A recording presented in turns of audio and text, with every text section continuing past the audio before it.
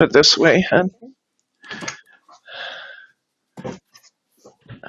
Hello, hello, crafty friends. I have no chat window. Hello, hello, hello, hello.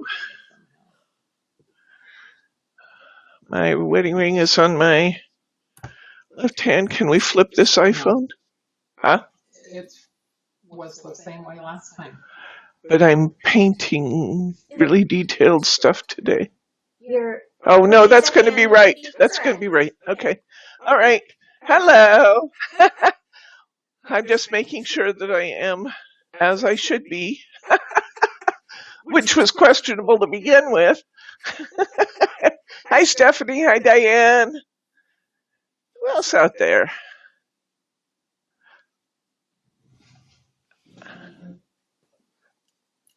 Did Brenda come in? Hello, Brenda. Did I catch everybody? Do we have more people? There's a down arrow. Hi, Annette. Hello, friends.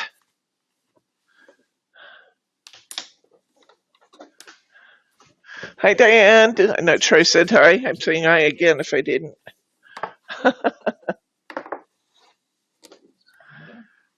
Hello, hello, hello.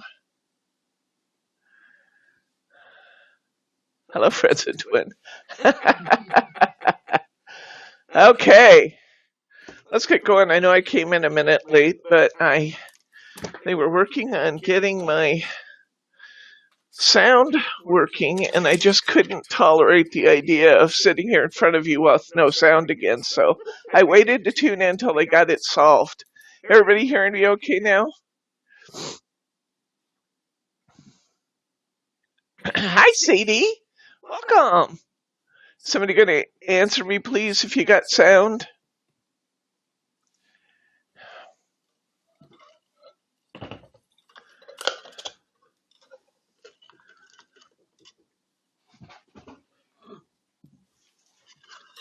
Scroll down, please. Loud and clear. Excellent. Okay, since I started late anyway, we're going to get right into taking a look at your kit components and what else you're going to need today. Let's take a look at what should be in your kits. Thank you, Brenda, for answering. Scroll down, please, Margie. Margie's with us. Hi, Kathy. Margie and Bryce and me. Brittany's in and out. You kind of have the whole crew here today. Hi, Betty. Welcome. Okay, let's see what you got in your kits. You got a you have a DL card and an envelope. You have a European A6 in 300 GSM and an envelope. I'm going to set my envelopes off to the side now. You have couple pieces. You have the equivalent of an A4 Black Mary. We cut them in half because it's easier to pack in the boxes. We have a 6x6 of evergreen cardstock. You should have two A5, which is half of an A4, working papers, and you should have 4 littler stamping papers. You should have a piece of wood veneer. Mine's a little different than yours because crafters can't stand to throw things away. I had all the scraps from cutting up your wood veneer, and I wove them into a piece that I'm going to use on my card because I didn't want to waste it.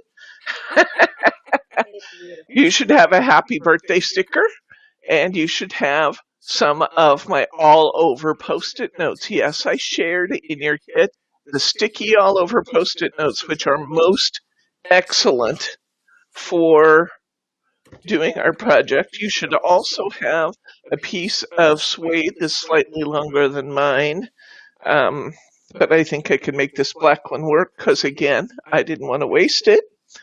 And you should have a Create Escape background stamps. This is the one with the wolf on it in the canoe, so make sure you have the right one. Yay, I love that. 11 watching, 11 thumbs up. Then you should also have your discovery kit. This discovery kit is rich. Let's take a brief look in the discovery kit and see what you're actually getting here. In your discovery kit, you are going to get your 5 markers that we will be using. We will also find in the discovery kit a bunch of stuff that's no longer in mine. um, let's see. There might be a new one over there in the stack, Margie, because we didn't use them all. Which stack exactly? You can tell something about my shop. A discovery kit. The pen set with the it's helper, hun. Oh, you just took them down? Okay. Well, anyway, we're not going to use them today, but there's a leaflet on using these pens. There are some pre-stamped images for you to practice your watercoloring on using their demo, which is excellent, but we may be using them differently. And that's pretty much what's in there. So I'll put this away since this is now useless. That's funny. You just go with it when you're live, guys. You know, it is what it is. Oh, there was one piece of watercolor paper in there. We don't need watercolor paper the way that we're working today. And I'm going to keep your outer packaging because it makes a most wonderful paint palette. I'm going to use my packaging as a palette because why not? Again, let's use things for double purpose. In addition to our kits, you are going to want some paper towels. Really important to have some paper towels handy. Really, really want those. You are going to want some glue. Make sure you got glue handy. You're going to want scissors. You are going to want your water brush filled up. This was in your kit too. I neglected to mention it. Oh, it's over here. I got to find my camera, guys. We haven't moved in as close as we could possibly get for this. You are going to want your hybrid ink pad. We have these from Pink Fresh, our stampers do. If you don't have that and you're joining your first video, Stays On will also be great. We would like to not use dye-based ink if possible because dye-based ink is water-based, and as we put our color on, the black is going to gravitate. So hybrid or Stays On. We have 2 Spectrum Noirs, one for alcohol and one for watercolor. Yeah, the Spectrum Noir watercolor is good too, sure. So my point is you want to have one that is not going to react with our paint as we put it on. So let's see. What else are you going to want? You're going to want your stamping platform or some big blocks. You're going to want some baby wipes or a damp towel. And I think we are ready to go. Let's just get this show on the road. Let's see what we're making. We are going to make, oops, I'm in the way of me. Okay. We're going to make this, and we're going to make this. I think we'll go ahead and stamp our images first so we can get our stamp platform and stuff out of our way. Let's go ahead and get busy, and we'll get our stamping done. Forgive me, I've been froggy for a week, starting with the froggy class and continuing. I as suspected, I was watching the news last night, and cottonwood and alder pollen have now moved too high. So, yep, cottonwood is a major offender. So, yes, if I sound breathy and I'm clearing my throat continually, it's because cottonwood is now up and operational. So let's get our platform out. Let's get our stamps out. I love how these come together. These are just marvelous. Now, the first thing we're going to do is we're going to go to our stamping platform and we're going to remove our foam. We're going to remove our foam because the cling stamps are thicker. They're not like our little thin stamps. They have the foam pads and stuff on the back. So we have to make our foam go away so that they will work right in our kit. We're going to take one of your larger pieces of cardstock and let's put that up in our corner.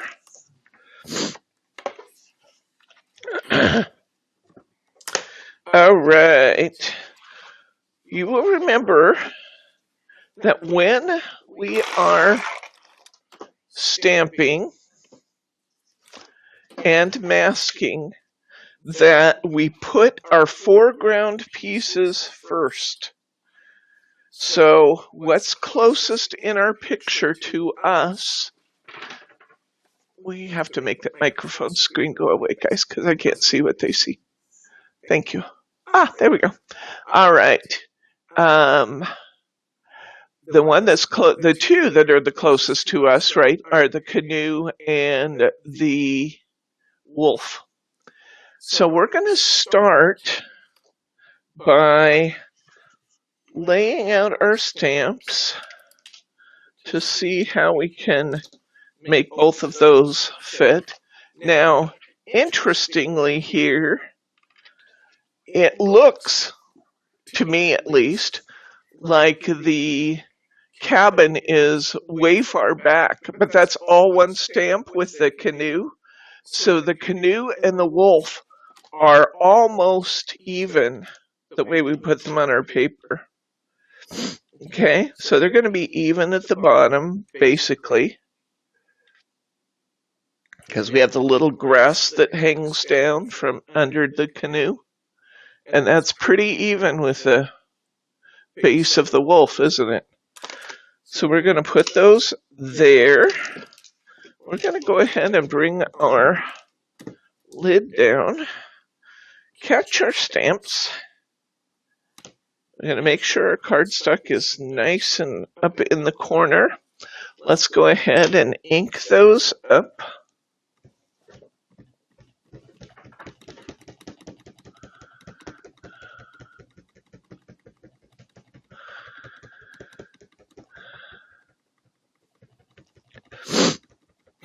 Oh, I'm inking up clear off screen. I said really close. They got me really close, which is great. Don't get me wrong. I want to be way up here, but I have to kind of shift my thinking a little bit. Okay, let's bring that down and stamp.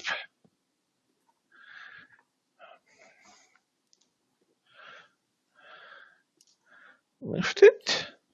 Our stamped image is clear, but I don't like it. Let me show you why. I needed to tip, my house needs to be straight on. See that? My tree and my house are not straight on. So I'm going to flip my card over and we're going to do that again. Can you guys hear Margie? We live in a round world, she said. Why not? So I need to fix the position of my house and my tree and make those straighter. I'll gauge it by my tree and then we should be okay. Otherwise it looked nice, but my tree was crazy cattywampus. Okay, I'm going to re-ink and we'll try that again. I was going to say you didn't have any ink going.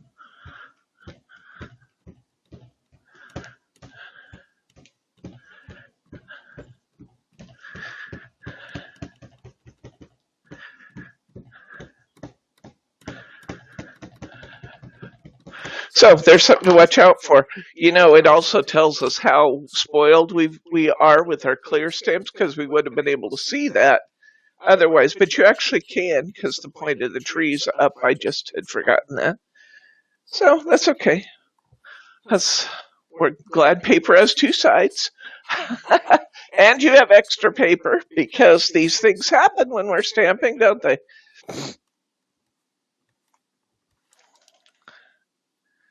Okay, that's looking pretty good, although I do think I want a little more. I want it to be just a little darker. So I'm going to give it another little shot. Put ink on it.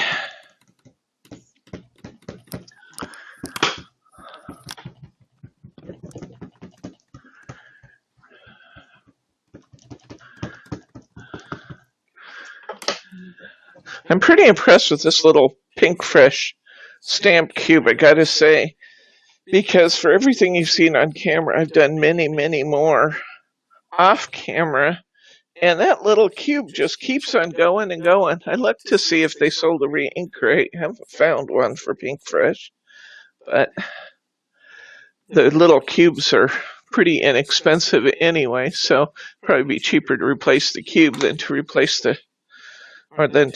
re-ink it. Now, I want you to grab your 3 pieces of Post-it note paper that I sent you. We're going to cover up our images with them. 1. Make sure you get to the top of the tree and have a little room to spare there. 2. And I sent you 3 of them, so you should be fine. We sent 3, right? Yeah, we sent 3. 3. And I'm going to stamp again. Probably don't need to re-ink. If I do, we will, but I shouldn't have to re-ink. So we had lots of ink on there. Lift it. We are going to take these off,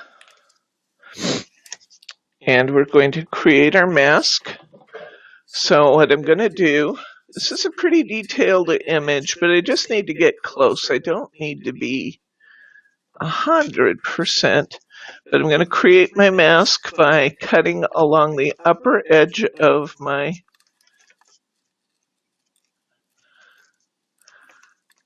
Post-it note. You are going to love these Post-it notes for masks if you've been using other stuff, including the masking material we sell in the store. The Hunky Dory one isn't nearly as good as these Post-its are for this job. Oops.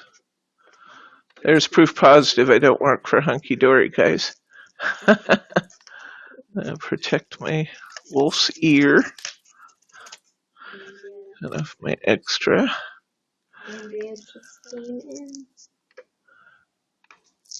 Come around my wolf's face. Say hi to Andrea. Hi, Andrea.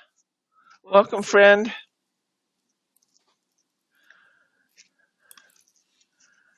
So we got to start by doing just a little fussy cutting. It's not too bad. But we want to make a mask to go around our wolf. I can put my mask, take this one off, and I'll put my mask right down over my wolf. Hello. Yeah, really. Proof that they stick well. I don't have stock in 3M either, I don't think. Unless it's in one of my portfolios or one of my, what do you call those, Margie? The funds that I don't know about. Okay, I'm going to create a mask out of this one by I'm not going to worry about cutting in too close on the grass. I'm not going to try and cut all those little blades and things. I'm just kind of generally cutting around it, especially since what we're coming in with behind us is the mountains. And those little lines, if they don't go all the way through an image, are not going to hurt a thing. Okay, I'm going to come up and around that chimney. I'm going to come around the other side of the chimney, down across the roof, and I'm going to come right on down. Hello, Roberta. Okay, there we go.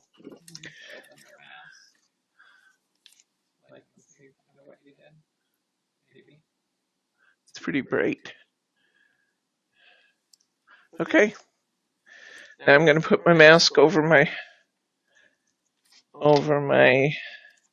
house. I'm going to push all this up back into my corner where I want it. I'm going to get rid of all my little pieces of masking material since I no longer need this. Get rid of that. I'm going to wipe off my stamps a little bit. These, the hybrid ink will discolor your stamp just a little. It won't affect its usability at all. It just doesn't wipe off like dye-based inks will. It'll discolor it just a little. Won't hurt a thing. Never said this, but in the age of COVID, I probably should never ever use a disinfectant wipe on your stamps. Always use baby wipes. The disinfectant wipes have alcohol, which will be ultra bad for your stamps. So, only baby wipes.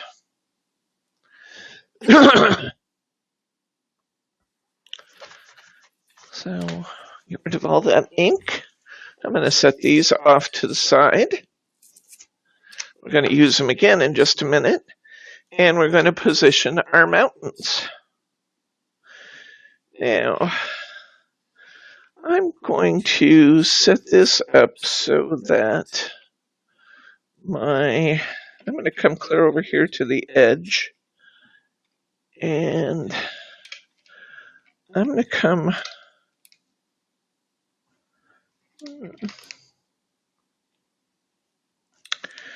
right. I may have to make this a little taller than I did last time, because I think my wolf was a little higher last time, which is interesting. I want the top of my mountain. Well, I guess my tree was higher. Never mind. I'm talking to myself, guys. Okay, I'm going to put this in just like this. Okay, I'm catching the head of my wolf. Yeah, that'll work great right there. So I set my mountains in, make sure my horizon line is fairly straight there, which I can also do with my lid to my stamper here, my platform. Let's ink that up.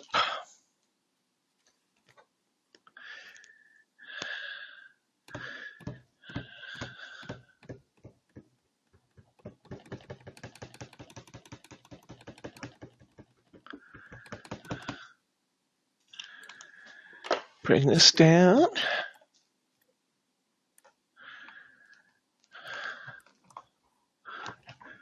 Stamp it good. And then I think I would like to have my mountains kind of continue on here. There's not going to be much territory behind them. In fact, most of this will not show, but I'm going to move it over here. And I'm going to stamp it again. I pick it up. One of the nice things about our platform here is that it will allow me to go off the edge with my stamp, which is cool. There's not going to be much of this showing at all, but anything that does show will give me mountains behind. So I'm going to repeat my mountain over here.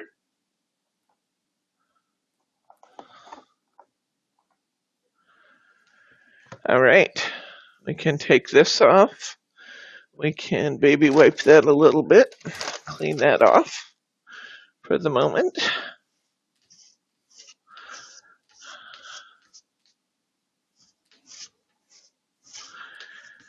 Alrighty. Oh, you guys are getting an echo? Thanks for telling us. Not everybody is. Not everybody is, huh?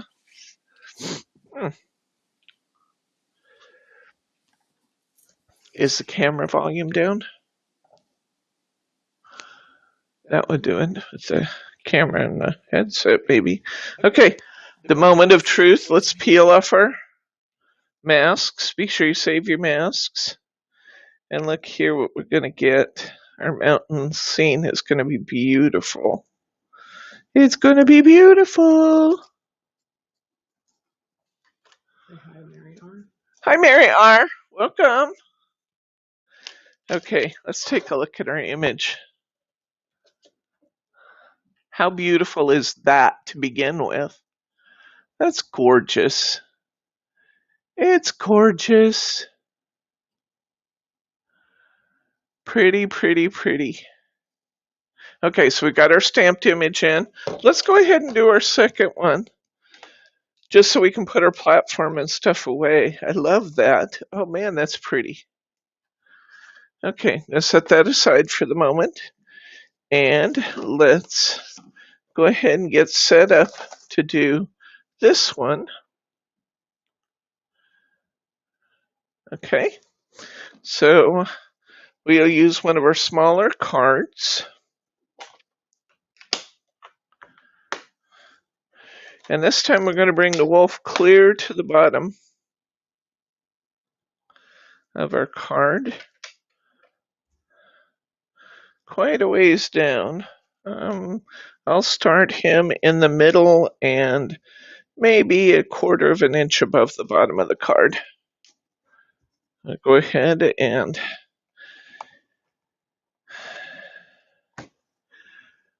put that on our, excuse me. You know, I take Claritin every single day, but certain times of the season, the anti-allergens just don't do a thing.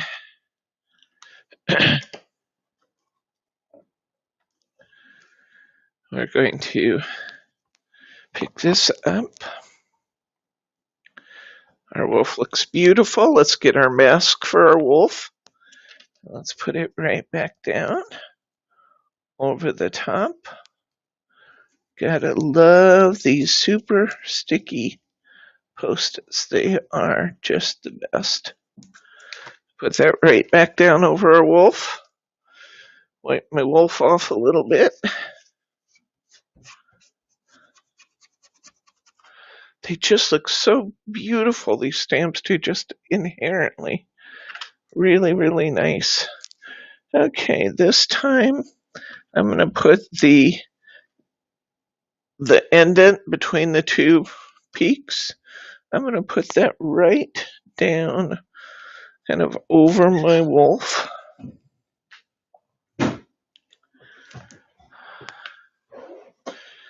Oops, I got to take off my wolf before I can pick up my mountains. Let's go ahead and pick up our mountains. We'll ink up our mountains.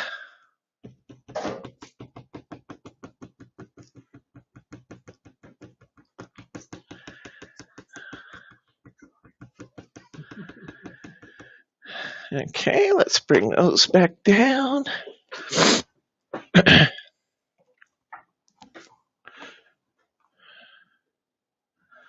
Beautiful. Let's peel our mask. And we have, it's going to look a little funny till we add some color to this one, because the wolf image is narrower than the mountains. It's going to be beautiful when we're done with it, but we have to kind of create our stream there to the right hand. Is that the right hand? The right hand side. This side. Oops, this side. See my little stream bed along the edge here? And then we'll create a valley out here. Or if we want to, and you have the die, or you don't mind a little extra fussy cutting, we can put a tree in there behind him. So we've got our two stamped images. Save your masks. We're going to use them more.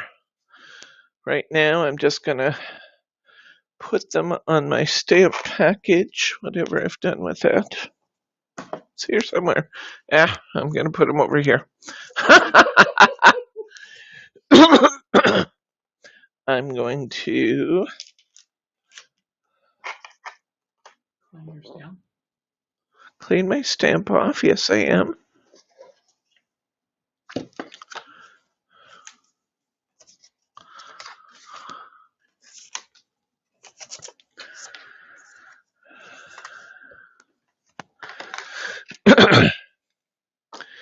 Okay. Oops. Got lots of baby wipes there.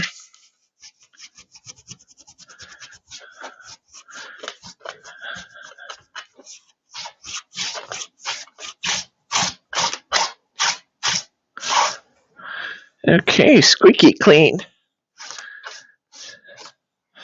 All right. Set my mountain stamps, my wolf, and my canoe off to the side now. And we can put our stamp platform away for now. That's what I was looking for. I love how they made these, how they set up their storage of all the items. Yeah, Margie was just complimenting the way that they set up the storage for your stamps, because they give you this wonderful stamp storage sheet that's already 3-hole punched. It's actually oddly punched, but punched nonetheless. Got 2 punch holes down here, 1 up here. But I think it will still fit in one of those 5 punch binders, maybe. I haven't tried it yet. Okay, put my platform away for now. I can put my ink pad away for now. Get my stamp, put my post-its away for now. Get my... Can you make me go away in the corner, please? There we go. Did I just go away on your screens, guys? I hope. Okay. Because I want to have this reference available for you. Set this aside for now. Set my stamping card aside for now. I can even put my scissors aside for now. Now, get all set up. This is my paint palette. Okay. Roberta's getting it on the East Coast, too. You have cottonwood over there?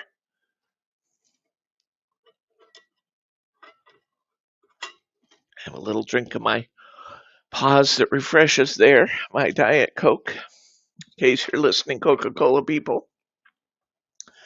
Okay, we're going to get our 5 markers out. I'm so excited about this for you guys.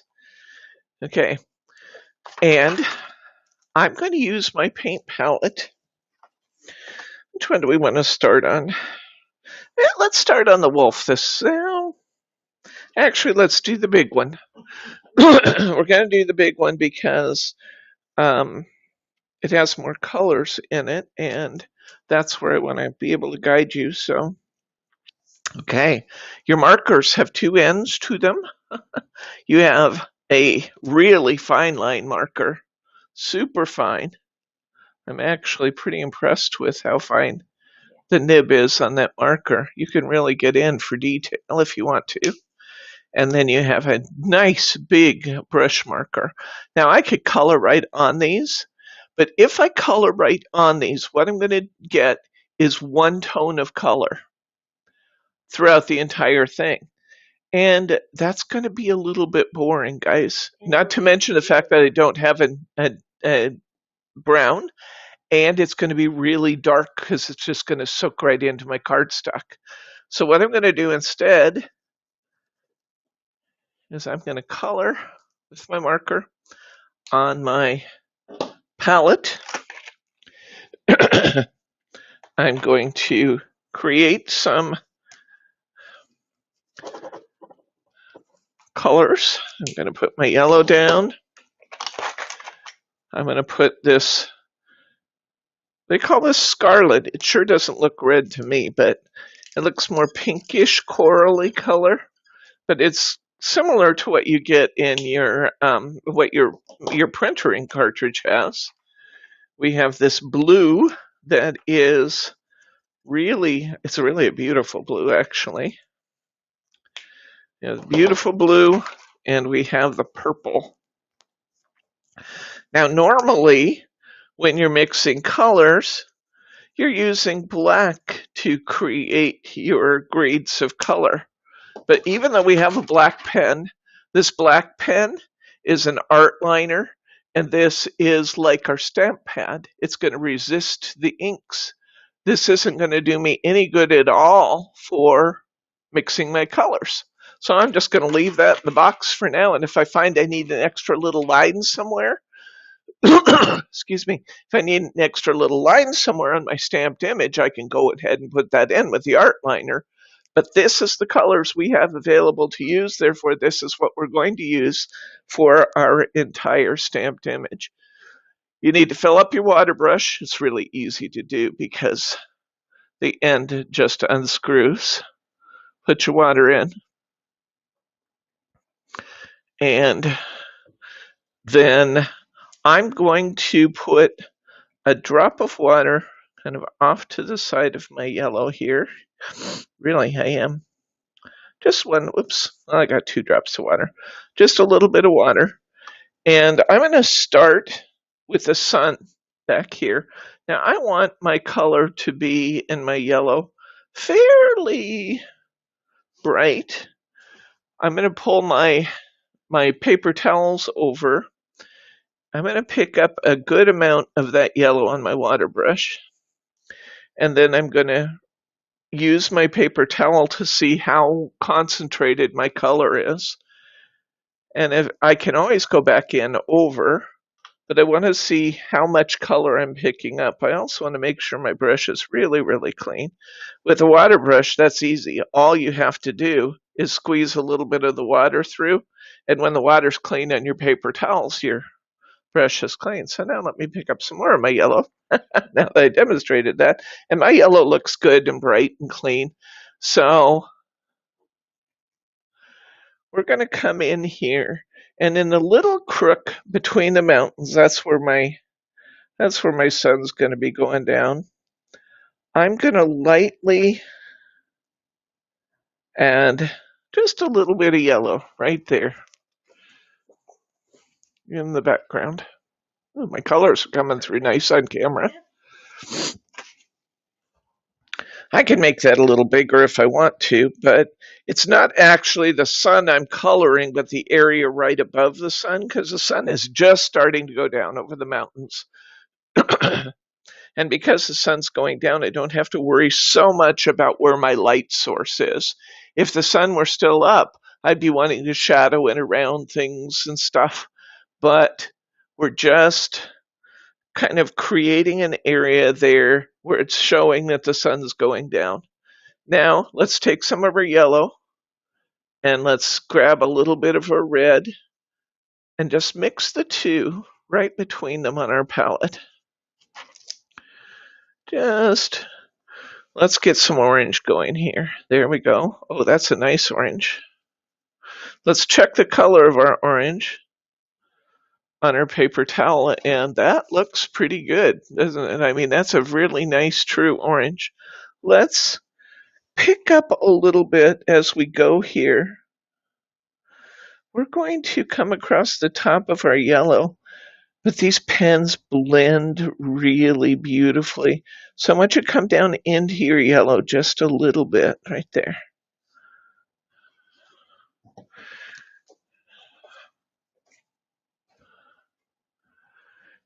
Okay.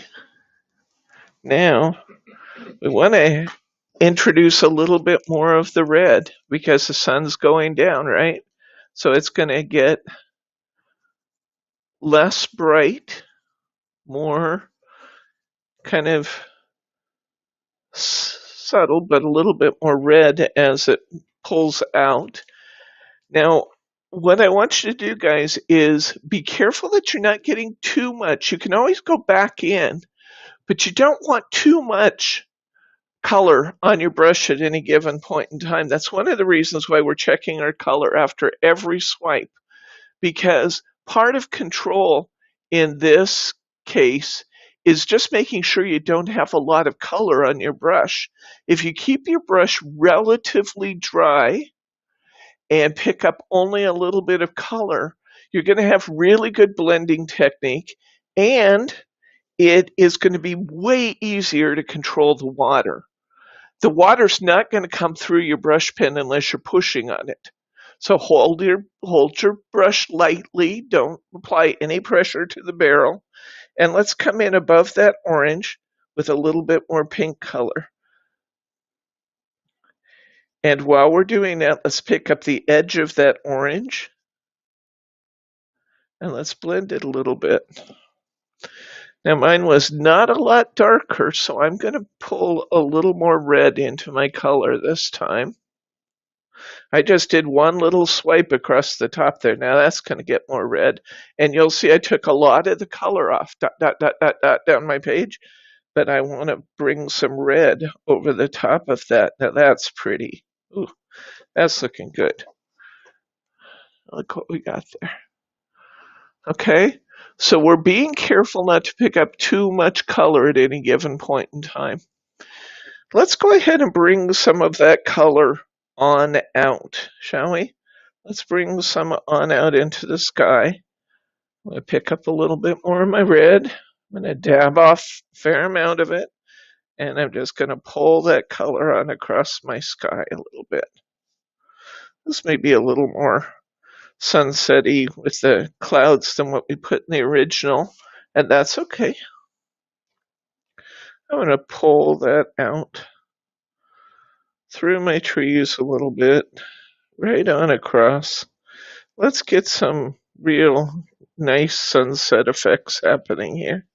Stephanie is leaving for the evening. Oh, okay. Thanks for stopping in. And Thelma just came in. Hello, Thelma. How are you, friend? See you later, Stephanie. Catch you on the rerun.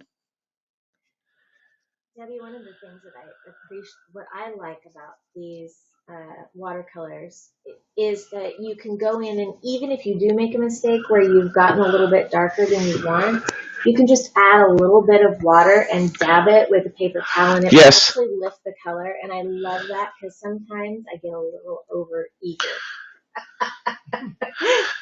Okay, so we're bringing it on out, kind of around, okay?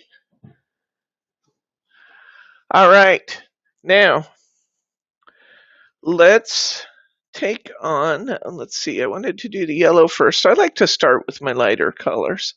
Let's do some green. Let's do this tree right here, and then we can kind of fill in a little more of the sky around it.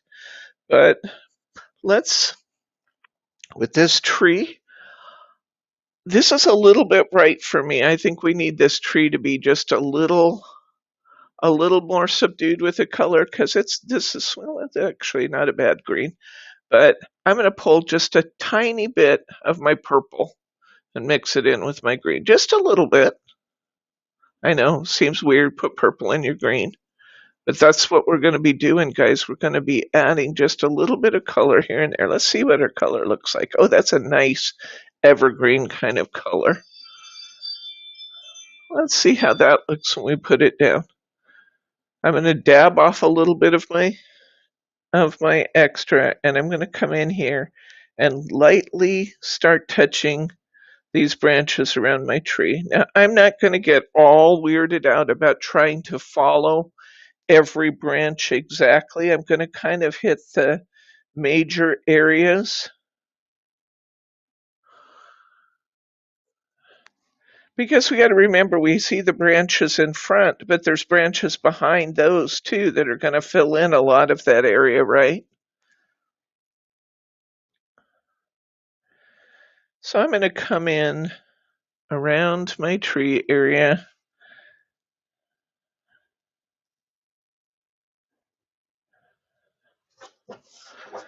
Let's see how we're doing here.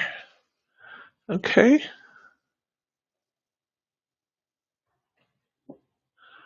Good camera placement, guys. Will they lighten as they dry? Not a whole lot. They're not going to lighten a whole lot as they dry. Just a little bit. I'm going to pick up some more of my green.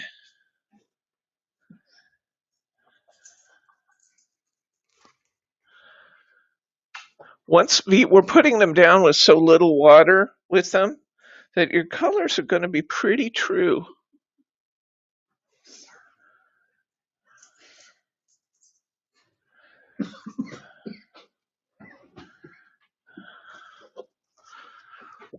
That looks pretty.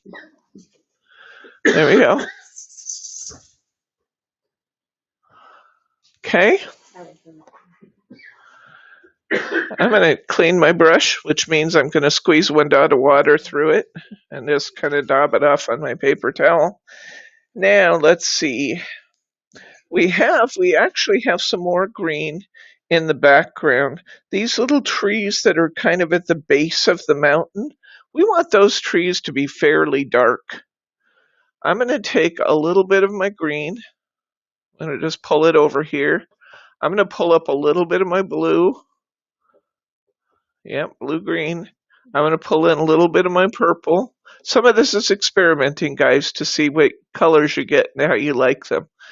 But I'm going to get a fairly dark color going here for my trees at the base of the mountains. I still want them to be green, but I want them to be green with a kind of, that's pretty bluish. I need a little bit more green. I'm going to just grab some more of my green and pull into that because I got a little carried away with the darker colors. Mary G just came and joined us. Oh, hi, Mary G. Welcome. Welcome, welcome. Let's see how that looks. That's actually pretty dark green. I like that color. All right, now we need to get a fair amount of that ink off of our brush. And then let's come in. So we're working pretty dry brush, aren't we? Especially for watercolors, but this works really well for doing this detail stuff. Let's come over here behind this wolf and let's start these little trees along the base of the mountain here. And we've got these trees. There's a couple good sized ones here. I mean, good sizes compared to the other trees in our picture. It's okay that it goes on pretty light. You can come back in and go over it. Each time we go over it, we'll add a little bit more concentrated color to it.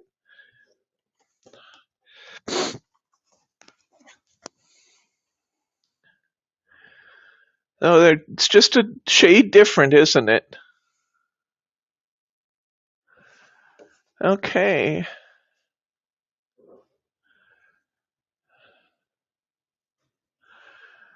Okay, we're going to come back in here.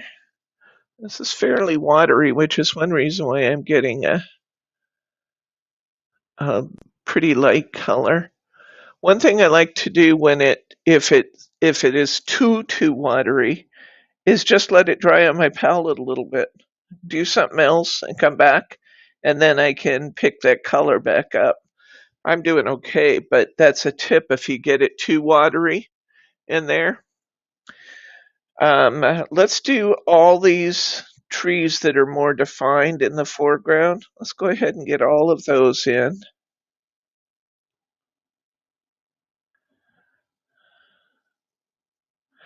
Yeah, these trees are pretty light, so I'm going to end up going over these trees again, which is okay. Trying to kind of pick up some of the drier areas on my palette, but. And your painting, guys, the tip of your brush is really good.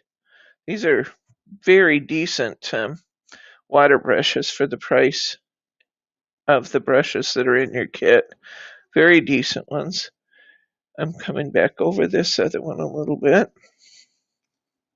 Yeah, these are a little bit more pastel than I want them to be, so I'm going to come back over these for sure once my paint dries and my palette dries out a little bit. So you can see little parts of trees right in behind the wolf.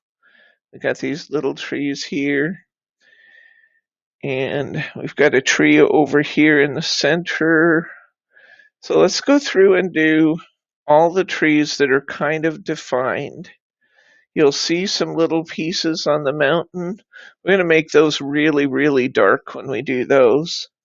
But let's just put a little bit of color on these trees. They're kind of along the base of the mountains.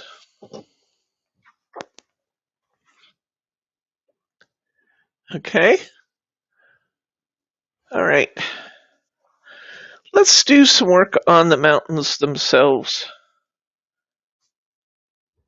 You'll like that part. It's purple. It's purple, but I don't want it to be really dark purple. I'm going to put 1 drop of water. That's a little drop, but a little drop of water to the side of my purple. I'm going to pull some of my purple into that water. And I don't want this to be very dark at all when I start my mountains. Our mountains are snowy, aren't they? And so the purple just kind of represents the snowy mountains. I want this first coat on here to be pretty light on my mountains. We'll go and add some shadow later to darken up some areas, but I want that to be fairly light. So let's see. Oh, I like that. You see how that looks on my... I like that. We got just about the right concentration of pigment in there. And let's just brush these really lightly on our mountains to start with. We're just putting down a little base of color on our mountains. Get this watery paint. And we're just going to bring that down around on our mountains. Because we want our mountains to be pretty light, and then we'll add some darker colors in as we go. I like that. That is pretty. Annette is having to head out, but she said that she gave you a thumbs up and that she'll see you on Saturday. Okay, Annette. See you later. Catch you on the rerun, friend. Okay. So let's get, I mean, that's really, really light to start with, but I think that's actually fairly appealing.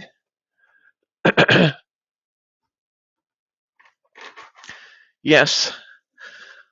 Thelma, let me know how I'm doing, and if you have other comments as you go, friend, be sure to chime in. Thelma is a retired art teacher and a teacher of art teachers. That's what she did, was she trained art teachers.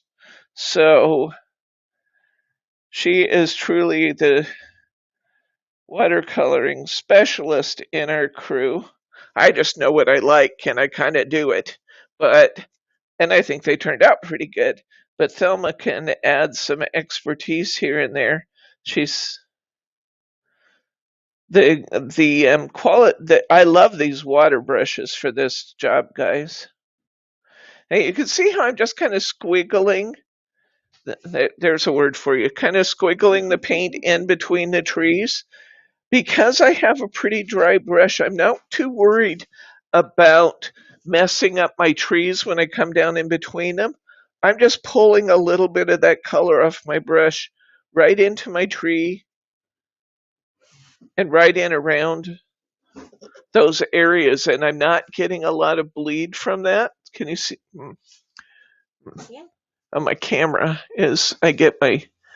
I don't know that there's anything I can do about that, except maybe, well, if I hold it back just a little bit more, I think. My camera, in order to get you really close, I've got the camera right here, but then the shot with the camera kind of gets in my work a little bit, but that's okay. Next, I think we should define our little river in there. So let's get that creek or that river going now. So let's clean the purple out of our brush largely. Let's try the blue and just see how the blue looks. Now, once again, we want, that blue is important, but we don't want that blue to be so blue that it just kind of takes over everything. So let's make sure we got a fair amount of water on our palette. I use that word in in quotation marks, because my palette is the package, but it works right. It works great. Okay, and then I can kind of define where this river's going back into the background by where I put the blue. And I can get a little bit creative with that, but let's start with the river that we know is the river. Thelma says you're doing a good job. Thank you, Thelma. And let's keep that light. Keep it light on that river as we come in. So we're just using the lightest amount of pigment on that as we pull that down.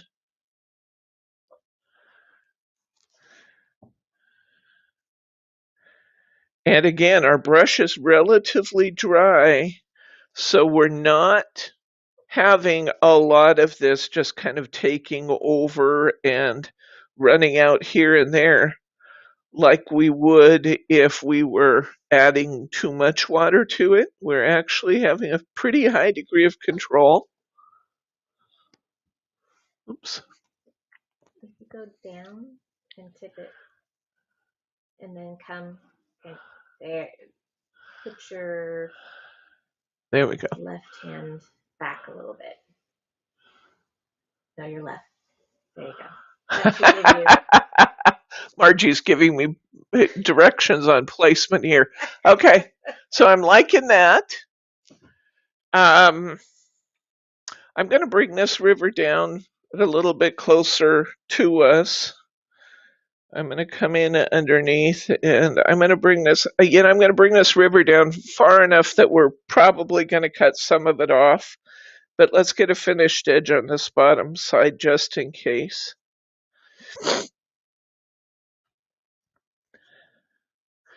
I like the color of our river this time. It's nice, it's soft. We can always add more color if we want to, but I do like the color of our river. Now I want my river to kind of bend up around the trees there. So at the base of the trees, I'm gonna put a little bit of blue. It's not really gonna show, I suppose, but I'm running my river kind of up into those trees a little bit. So just to represent that it goes on and up into the base of the mountains.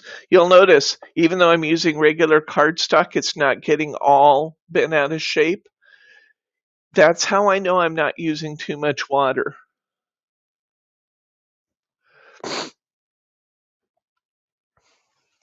Okay.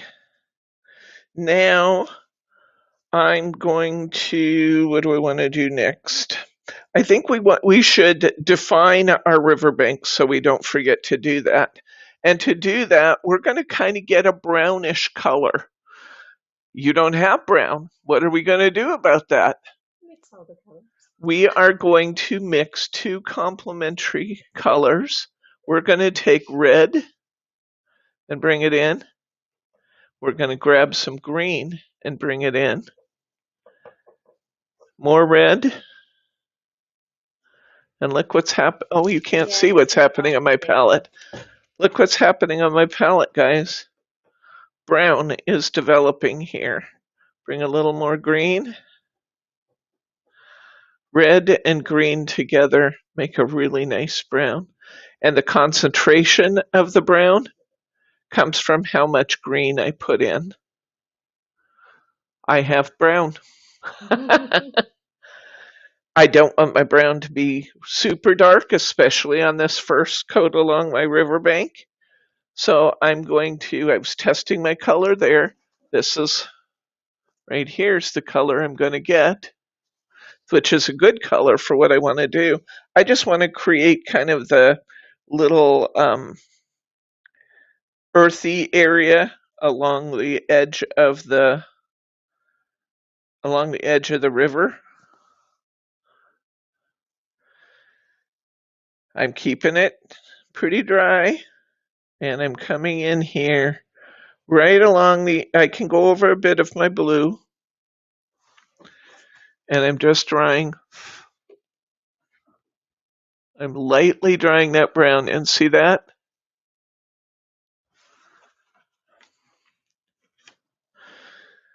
And what that's doing is kind of creating an earthy area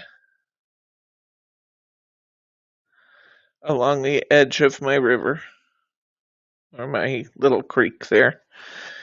And then we have to kind of use our imagination about what's happening here in the foreground. I brought that down along my river a little bit because remember we brought our river down. I'm bringing that down a little bit. I'm kind of having a sandy or earthy area there next to my river. Let's go in and do the other side. Dab that off a little bit so we don't get more than we want.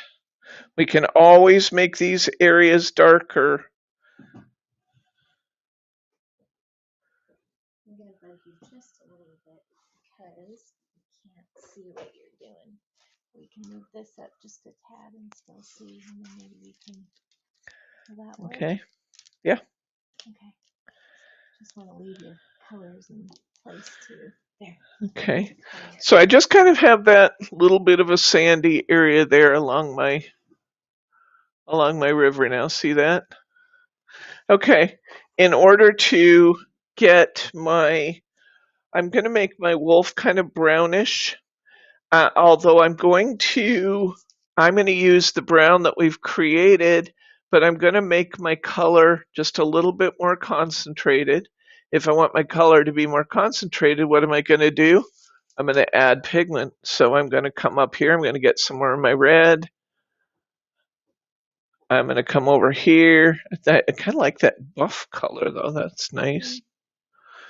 Let's just make this a little bit darker. So let's get a little bit more of my green. I don't want a green wolf, so I'm going to bring in some more red. Till you just keep mixing till you get what you like. Remember, this is just a little drying off our pen. We're not wasting paint here by practicing. We're just bringing in a little bit. Now I got a pretty red color. I'm going to run over here and I want to add a little bit of depth of color. I'm going to take a swipe off that purple and bring it in here. What happens is I'm using my purple to get a darker color. Does that make sense? Mariara said, add some purple. When all else fails, add purple, guys. We'll like it. Whole thing might be grades of purple when we're done, but we'll be happy. And isn't that what really counts? Now, look at the difference in color. Let me put some more of this down right next to the brown we created before. Look at the difference in color we're getting here by having more saturation of our color, and here with just the red brown or red green. Mud. Yeah. I heard that mud before. I understood more about what you said about mud the other night, though, when I watched the video back and saw that my in-store demonstration wasn't there. So now I understand why you said it was clear as mud. Yep, I do understand. Let's go ahead and put a little color on our wolf and see what we think. I'm using real light brush strokes, keeping my color on my wolf light. Initially, I'm going to make him all the same color. Then I'll come in and I will add some shadows after this dries a little bit. But let's just add a little base coat of that brown all over our wolf. Now, if I wanted this to be more grayish, the closest I'm going to get to gray with the colors that we have available here is by adding a little more purple to it. So if you want him to be a little more gray wolf and a little less brown wolf, you could add a little more purple. And we actually might do that when we create the shadows. Oh, we buffered for 1 second there. I thought, but then we're good. So I've got my wolf drawn in a little bit darker. Yeah, that was a strange demo we had there in our What's New Wednesday. Okay, that brown was really a concentrated color, so it's taking a bit to get that out of my brush, but keep working until you get it out of there. Okay, let's add kind of, let's see. Let's take some green. I feel the need to fill some areas a little bit here. So let's go back to our original green. And I think that's going to be okay as long as we make it fairly light. Actually, I think over there I'm in my tree green. Let's come up here and pull some of this green that we had initially. Maybe this is where I need to be. My palette over here in my drawing. And on the other side, there we go. I want a light green. In fact, I'm just going to put down some fresh green here.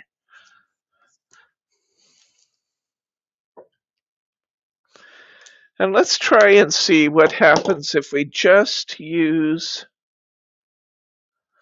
only use green and we just use it really light. Let's see what our color ends up being for our meadow. And if we just keep this green really nice and light.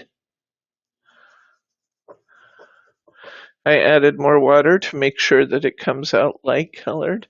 Let's try some of that to just do a little bit of a wash here. And what I mean is just kind of an area of color. Let's just put a little bit of that. Yeah. Velma said that if you remember how to make brown by thinking, use your two Christmas colors, green and red, and then think of Debbie and put in some purple.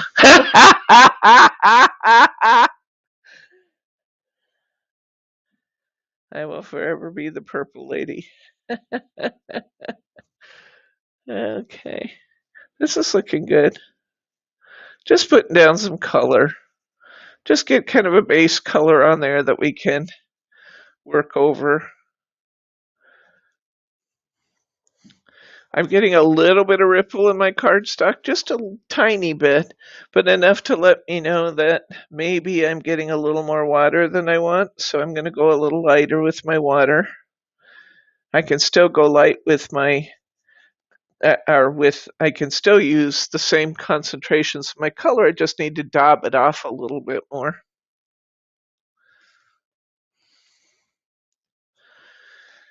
And let's put some just base color down here around the bottom. I think this looks like the Pacific Northwest, so we're going to give it lots of green because everything is green here. That comes from all the rain we get. Except in August. In August, everything looks brown and then it burns. Because it's been so green and beautiful. It really hasn't done that historically. Only the last couple of years have we had that as the planet gets warmer.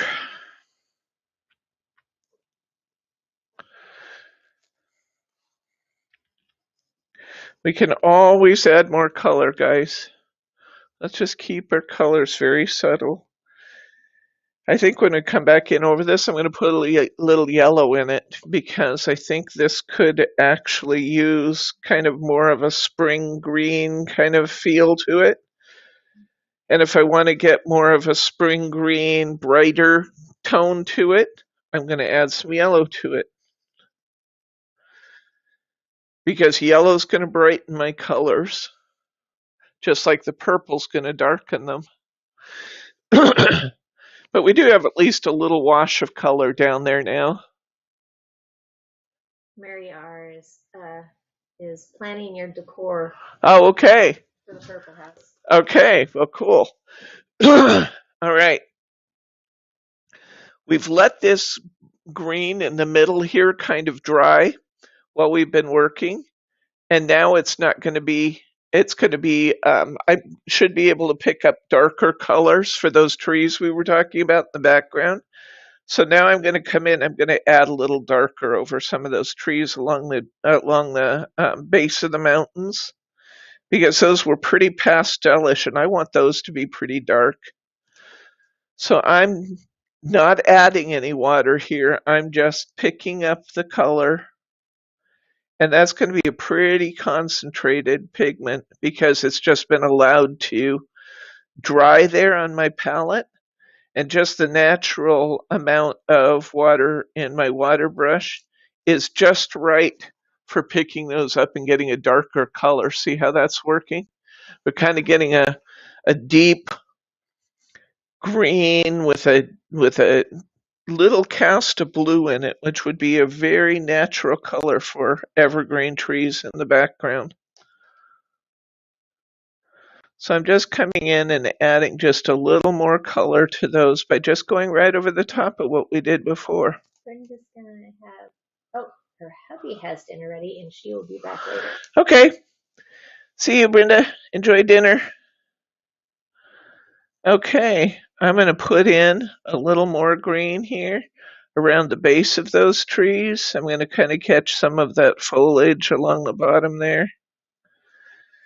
I'm going to come in. There's some kind of clumps of trees in between them, and I'm going to kind of get some green over those. Again, they're going to be dark. They're going to be at the base of those mountains, so I think we can use this little bit darker color because they're way back. So get a little darker color on those bushes. Okay, let's come in along the base of these trees in the back. And now is a good time to talk about some of those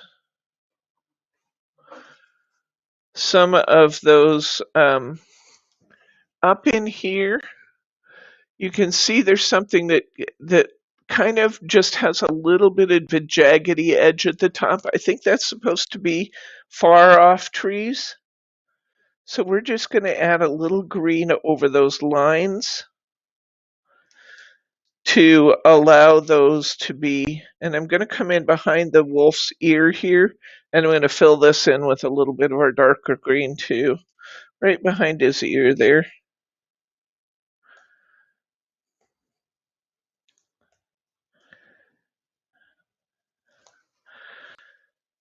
And we have some more of those little jaggedy lines. If you look along the base of the mountain, you'll see some more of those little jaggedy lines. Let's go ahead and fill those in as tree lines.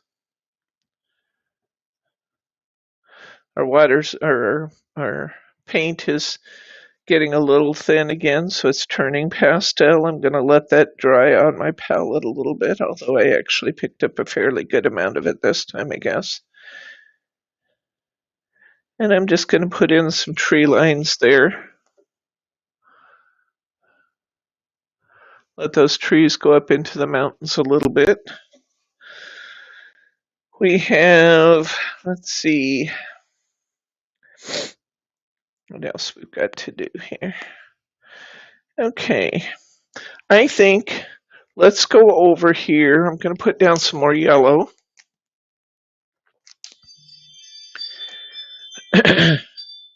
Actually, I'm going to put some yellow up here because I've got quite a bit of water on the bottom of my palette, and that's not what I want.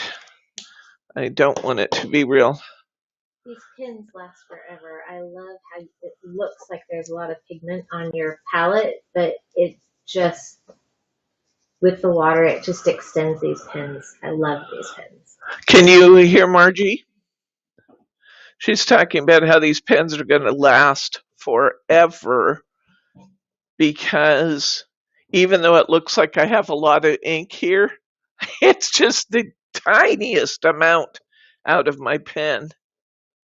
Now there's a brighter spring green. See that? Just by adding a little yellow to it, we get a nice kind of mid-toned lighter green. I like that. I think that's going to be perfect for our foreground. Let's see how this looks compared to our other greens we've done. I need to clean my brush just a little. I'm going to pull up some more here. Yeah, I like that. Now what I'm going to do is let that green right there, I'm going to let that dry a little bit because it's kind of wet right now. And I really like that color that it is. I think that's about the color I want on my foreground. So I'm going to let that go a little bit. I think it's time to do a little bit of work in the sky again. Let's do that. I'm all over the canvas, guys. It makes me happy to do that. Work a little here, a little there. I'm going to take some of this blue. I'm going to bring it over, and I'm going to pull just a little bit of that purple down in because it's sunset time, and I'm going to end up with a kind of steely blue by putting a little bit of that purple in. You see how that's kind of changing into another tone there. I'm using a fair amount of the purple in it. Pull some blue in. Let's see how this looks on her. It's very, very concentrated, and I'm not going to want it that concentrated, but that is the tone I want. I just don't want it to be that vibrant. So I'm adding 1 drop of water to it, and then I'm going to use a fairly dry brush, and let's see how this is going to work for our sky. Now, if it comes on too dark, oh, it's going to go in just right.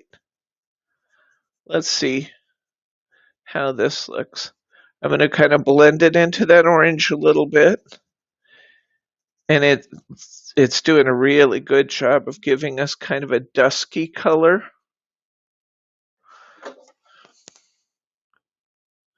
Up here. I can make it darker if I want to, but I'm going to get a kind of darker tone. I'm going to use a fairly dry brush because I don't want too much. Someone reminds us that when using yellow, always start with a clean brush. Absolutely. It's kind of like our stamp pads, isn't it, Thelma?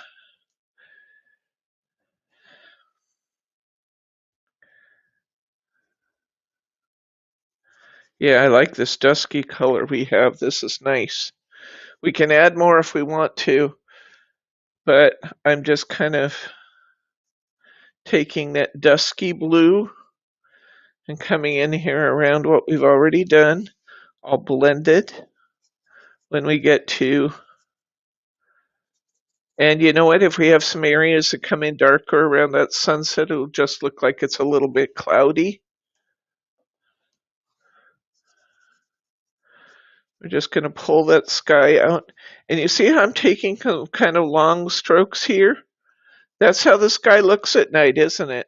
Where you kind of get those long, wispy kind of looks to things. So by using a fairly dry brush and just going way over that, I'm going to come down into my other colors here, pick up a little of that color and pull it out.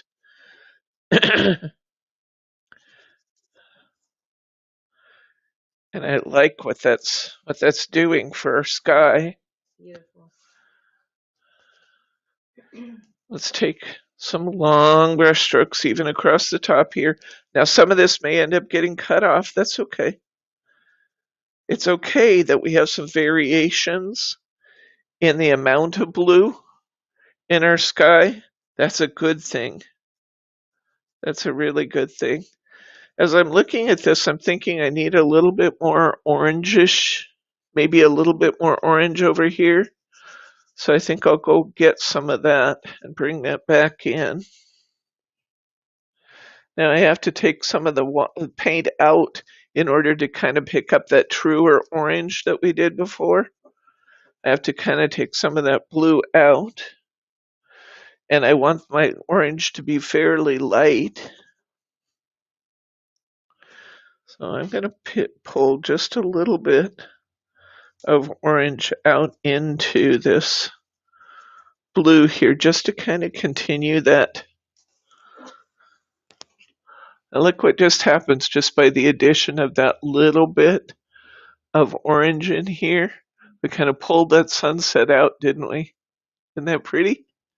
I like the way that looks. I'm going to add a little more, I think. I'm going to put a little bit more back in here. Someone was asked what medium she likes, and she said acrylic paint. And something that she can't do anymore, which is doing steel sculptures. Ooh. But she also loves paper. Thelma, I'm right with you. This is the whole reason why Debbie and I met was due to these watercolor pens, because that's where I first started in my card making was with these pens. Had never touched a card before, so this is nostalgic for me. Look how pretty that sky is getting, guys. Isn't that beautiful? Oh my gosh, that's pretty. I like that. I want to soften this line a little bit here. Now, this is something Margie talked about a minute ago. If you get more paint than you want in an area, you can actually put a little water down. It's not that this is a mistake. In fact, I think it actually looks pretty good, but it does give me an opportunity to illustrate. I can put a little water down, and then I can daub it off. And you see how that strong line that was there went away? Now I can bring in a little of my color again, and I kind of get a redo in that area. And I don't have that strong line that I had there. See that? That's fun. Okay, let's make some brown in our cabin. We've been letting our wolf brown dry here in the center. I'm going to take the green blue off my brush. All I have to do in this case is just squeeze some water through it and it cleans up nicely. I want pretty concentrated color on my cabin, don't I? Now, I'm going to take some of this brown that I have here. Yeah, that's pretty concentrated color. I'm going to take some of the brown that's been drying on my palette. It's kind of funny for me to call this my palette. I love that, actually. That makes me happy. I'm going to come in now. I'm going to make my chimney a little bit more brick colored. So I'm going to come on my logs, but I'm going to stop short of my chimney there because I'm going to add some red before I get there. And I'm going to come under my eaves, down the side of my logs. I'm just going to leave room there to do my chimney with some red.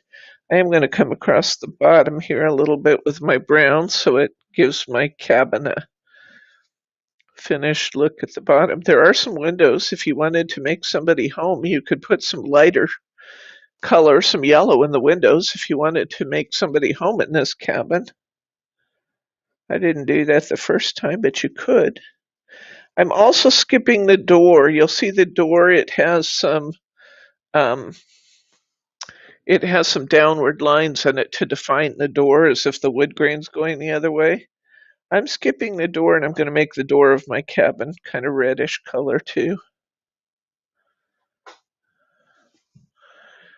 I'm going to make the roof of my cabin pretty much the same colors. I'm going to come in with my darker on the edge and at the top, and then I'm going to make part of this a little bit lighter. Why not? Just get a little gradation of color there.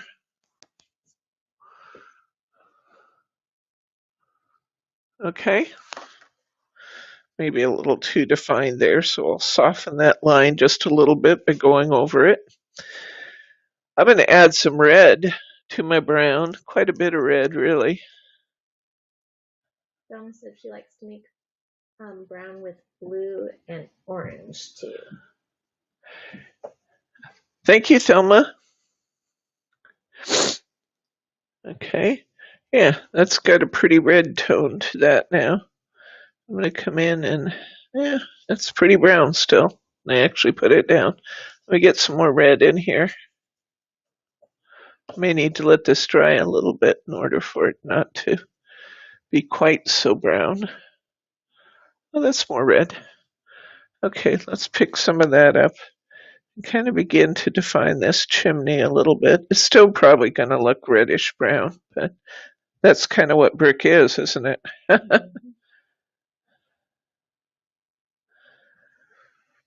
So it doesn't show too much yet, but I'll put another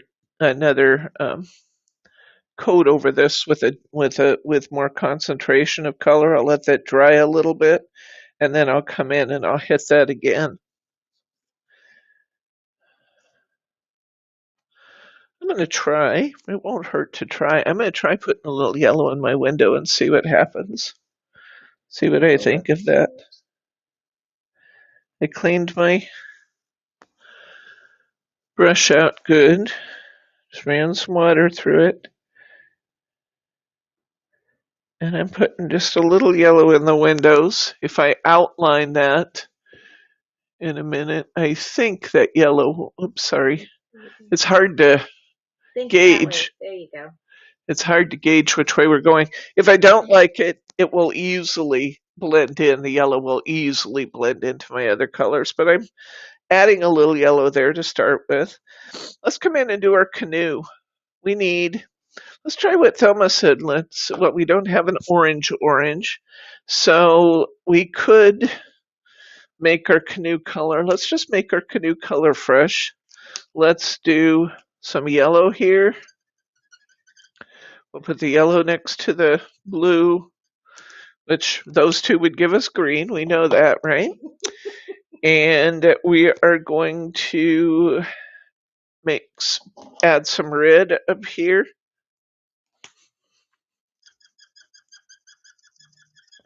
To get us some orange.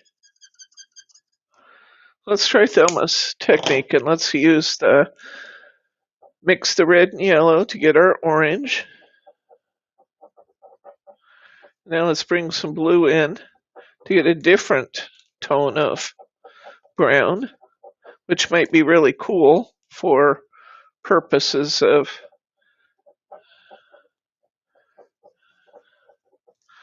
because we have quite a bit on this picture that's brown, and changing the tones is a good thing.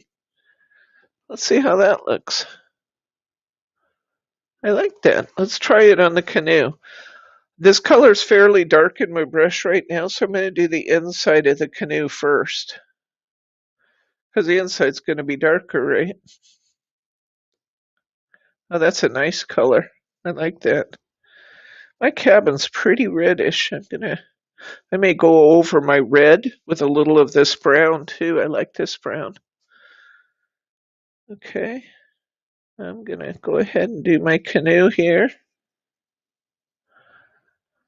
I wish you guys were working along so you could ask questions. I know I didn't get this kit out early enough to allow you to do that, but hopefully for next week, since the kit's already out there, hopefully for next week we'll get more of you who have your kits ready to go. I'm going to come over the top of my cabin that I did here before.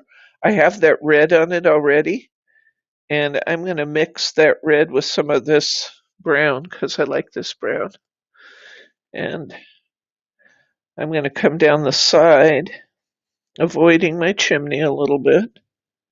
I need to let this color get a little bit more concentrated before I finish this, but I'm going to pull more of this brown over the top of my kind of reddish cabin because I like that brown better.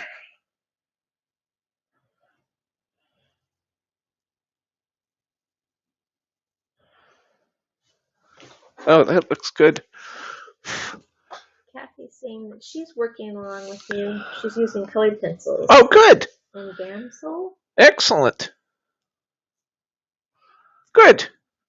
Okay, let's do some more work on our mountain, shall we? I'm going to pull some of this purple up. We're going to go in and we're going to start adding some. That's a little darker than I want. We're going to start adding some shadows and just texture to our mountains. So let's add a little more color to those, shall we? Now, as we get closer to the sunset, it's going to be lighter, but it's going to be darker as we move away from the sunset. So I'm not going to do a lot here. This little peak down here, this is going to be somewhat shadowed by the larger mountain behind it. I'll let the side of that stay a little bit more.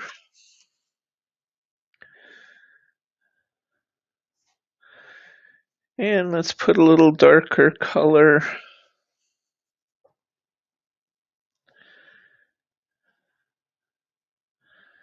kind of away from the peaks a little bit. The back side of this peak would be pretty dark. Let's come in here and ooh, I like the way this is looking. And again, I can kind of squiggle my color down between the trees without picking up too much of as long as my brush is fairly dry, I can come in here. I can add color without messing up my green too much by just kind of squiggling it down as long as my brush is dry. Pretty dry. Debbie, is that just straight purple? Can you remind me? I'm just on purple. Just straight purple. Okay. That turned out beautiful.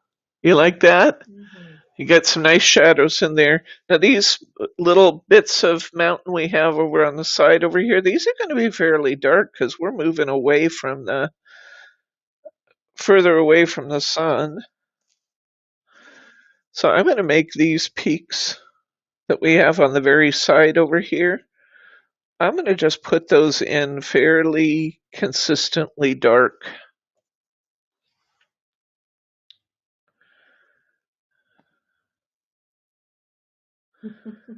Thomas says that you're giving them tips. That this is one video that you should watch several times. Thank you, Thelma. That means a lot coming from an art teacher, really. An awful lot. I could get intimidated easily, but I'm not going to because you're my friend and I know that you're kind. Even when Thelma's telling me something I could do better, she's always so kind in the way in which she approaches it. And I like the learning, so I like the fact that she tells me I could have done something differently. But I like I also like that she's very kind in the way she does it. How's that? That's looking good. Our mountains are really looking good, don't you think? How are we doing for time, Margie? We're at 5:30. Oh, we're not bad. We're not bad. I'm going to add, I think it's time, I want to add a little more blue to my water. Not much, just a little. And I'm just going to kind of streak in a little bit of blue. Just streak it in a little bit. Let the get some variations of color because that's going to be darker and lighter, isn't it? Darker as we get back towards the mountains because it's got less light over it. Lighter as it comes towards us and we can see a little bit more of the sunshine on it. And what we can do here, and it's kind of fun, is to go back in, pick up a little bit of our orange, a little bit of our yellow, and let's put just a little bit of that representing the fact that we've got a sunset behind here and the water's going to reflect that. Let's get a little bit of that red, a little bit of that orange, and just kind of put it very softly, very softly. Don't get carried away with it, but just get a little bit of that color. And let's put a little bit of that color into our river. See where we've got just little splotches of orange in there? And just kind of buff it out a little bit, but let some of that water reflect that sunset back there. I'm going to put a little yellow too. Now the yellow may not pick up too much on here since we have base color down already, but we'll try just a little.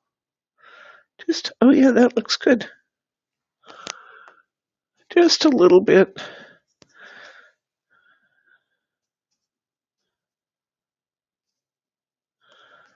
Yeah, I got that a little darker than I want it, so I'm going to pick up a little there and brush it out. I got my yellow just a little bit more concentrated than I wanted. That's fine to have a little there, but we don't want to take over everything. Okay, I like that. Let's add some more greens. We have this grass green we've been letting percolate up here and letting it get a little darker. Let's see how that's going to look. Oh, yeah. I think this is going to be good. Now let's come in and just kind of brush some of that lighter color in. This is going to be a good color. Yeah, let's bring in some of this that we've been letting dry and get some of that more grassy green color going here. I like that. I like that a lot. That's a good color. Up and around your cabin, off to the edge. It's going to be lighter and darker by nature, isn't it? So we're not going to worry about making sure that every little thing is exactly the same color as we go, because by nature it's going to be, there's going to be variations in our color, right? Be lighter and darker in places, and it will actually look more real if we don't make our colors all absolutely perfectly symmetrical. You want them to, you want that variation. I just mixed up a little more of this, put a little bit more yellow in it. I like that. I think that looks good. And here it's going to be a little bit darker, and that's good too. So feel free to just kind of play with the greens a little bit, because there's so many greens in nature. Do you ever notice that when you're just driving along? Hopefully you're not the one driving while you're noticing this, but when you're driving along, especially out here in the Pacific Northwest where everything is green, you look out the window and there's 1,000 shades of green in these trees and the lawns and everything. Emma and I, each day that we come over for work, she wants to play I Spy, and she always chooses green. There's a lot to guess.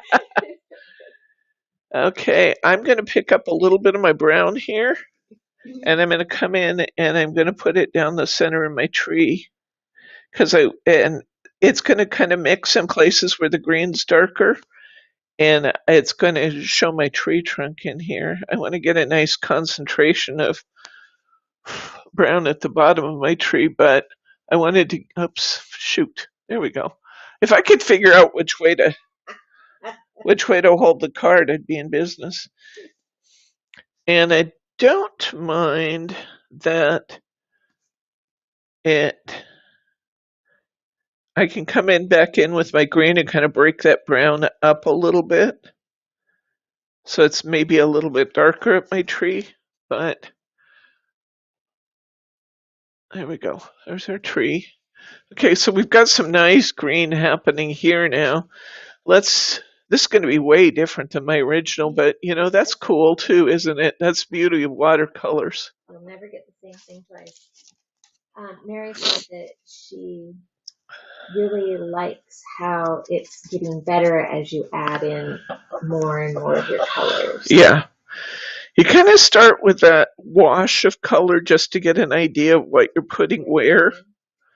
And that also protects you against having any areas that don't end up with any paint on them, But then as we go, it just adds more and more.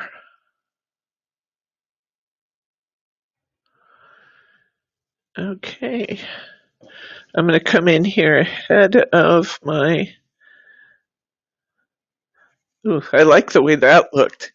This little area right here, can you see that? I left that white before, and now it looks like there's kind of a meadow there in the midst of those trees. That's really cool looking. Isn't it great when it all comes together? It just makes me happy to play. This is, to me, this is like the ultimate in relaxation right here. Mixing these colors, playing to see what they do. You know, it doesn't make me stressed out at all. It makes me, if it were regular watercolors and I was putting big washes of color, I would find myself getting stressed out doing that. But that's not how we're doing this when we're stamping and we're trying to go into defined areas. The water brush helps us control the total amount of color that we're getting.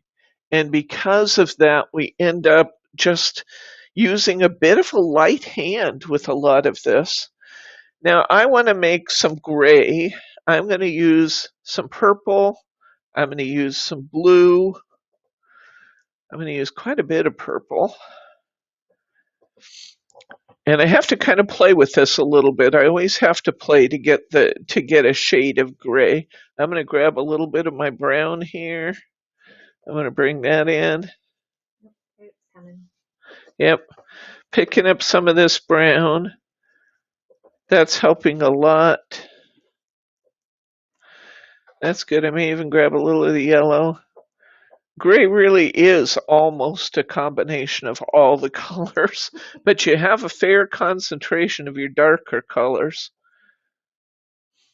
Okay, let's see how this looks when we actually put it on our paper towel. That's still pretty purpley.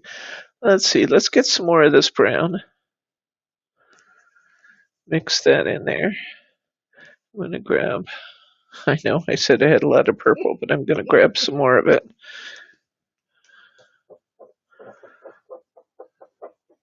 Okay, I'm going to let that color dry a little bit, I think. Oh, that's good. That's good. Maybe I won't let it dry. It's just right where I want it.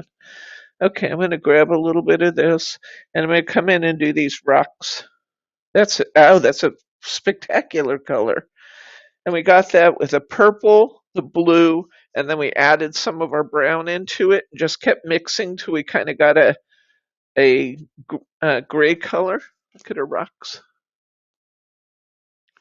They're right here. That's a good color. Let's come in and hit our rocks over here by our. We have several rocks around, and because this is kind of a bolder color, even if we've got green and stuff, just go right over the top of it. Go right over the top to get that deeper look in there. Got some little rocks along the shore. I'll put some on there. You can come in and add a little around the bushes.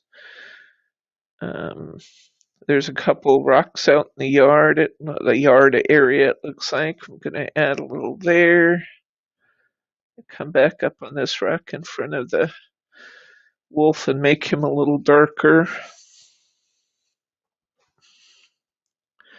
Okay.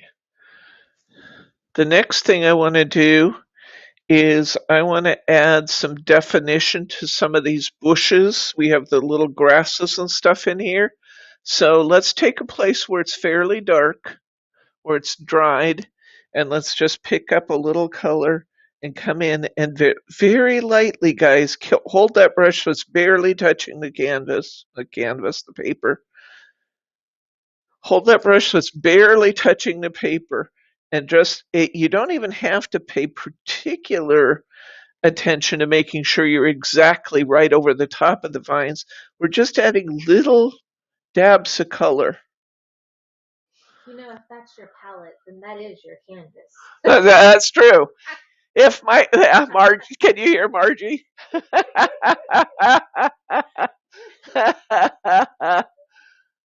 Okay. Cool. All right. Let's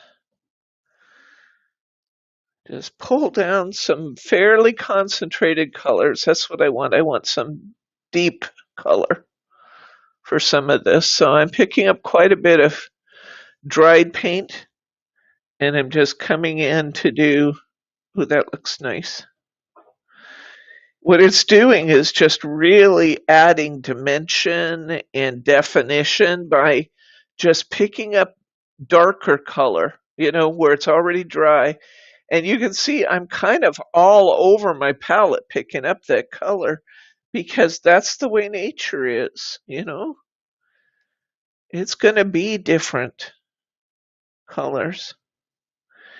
And I'm just kind of stroking over these vines a little bit, just adding some depth and definition a little bit, because we're getting to a point where we're getting close to done, guys.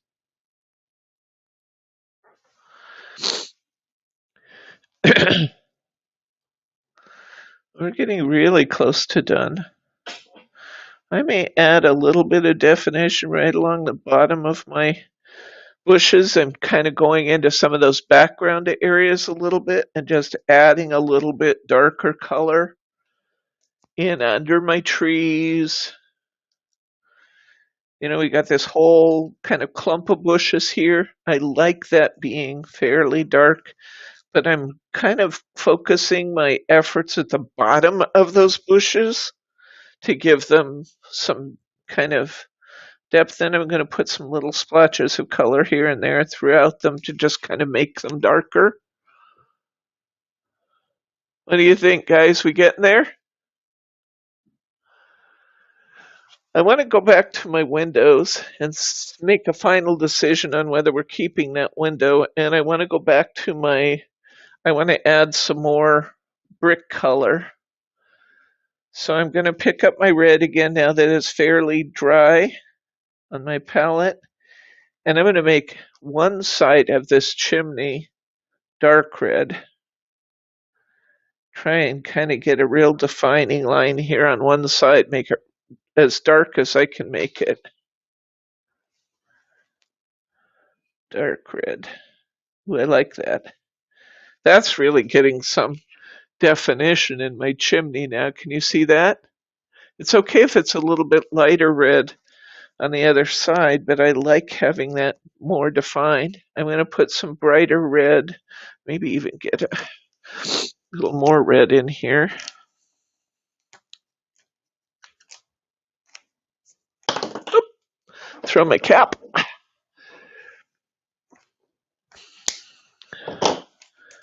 Let's get a little bit of really bright red. Because you're going to paint your front door red, you'd paint it pretty bright red, I think. Let's get a little brighter red there. And I want some dark brown. See if I can pick up just enough of our brown without remixing. I want to put some darker color right. I'm going to outline my windows in a little bit darker color. Now my windows are starting to look like windows because they have, I'm actually only going to put in one of them. I think I'm covering up the other one. But because I outlined it around there, you can actually see that window a little bit more now. See that? I think we're very close to done. One of the real challenges in life is recognizing that when it's done, stop. Because you can take something really beautiful and ruin it if you don't just stop. I'm just looking for overly white areas. Adding just a little color here and there to get rid of any over white areas. Betty Gosel says hi from Kansas City. She's visiting her mom. Hi, Betty Gosel. Thank you for stopping in. I thought we were going to miss you tonight. So I'm so glad you stopped in to say hello. Roberta and Mary have been having a little bit of a conversation regarding how you make it look easy. Oh. And Roberta was saying that she's been needing lots of help with stamping and using watercolors. So this is right down. I think we're done with the watercolor painting, guys. What do you think? I think it's beautiful.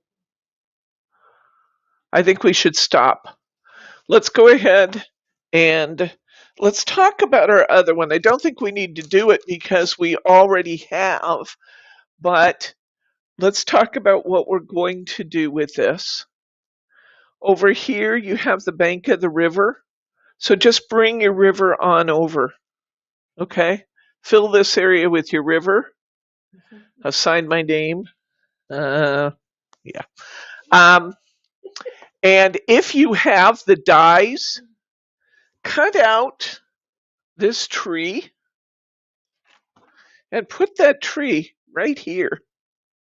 Wouldn't that look good? And behind your wolf? That's going to give you a really nice finished scene. If you don't have the dies, fussy cut it out and put that tree right there behind that wolf. It's going to look terrific. Let's cut this down. I think we're dry enough to. You can use your heat tool to dry your watercolors. I think we're actually, because we were dry brushing mostly, fairly working with a fairly dry brush, I don't think we have to. Here, watch this. I have a clean canvas. If I felt like I needed to keep using this because I didn't have a lot of these bags around, I could dry that off. There you go. And I'd be ready for more painting. You kept it dry enough that for the most part it hasn't even buckled on your paper because of how well you kept it dry watercolor.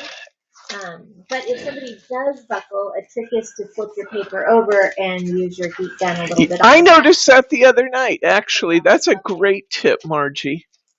That's a great tip, to use your heat gun a little bit on the back to help it come back if necessary. You can also, because this is paper, you can also do some of this action to kind of break those fibers up a little bit and make them relax.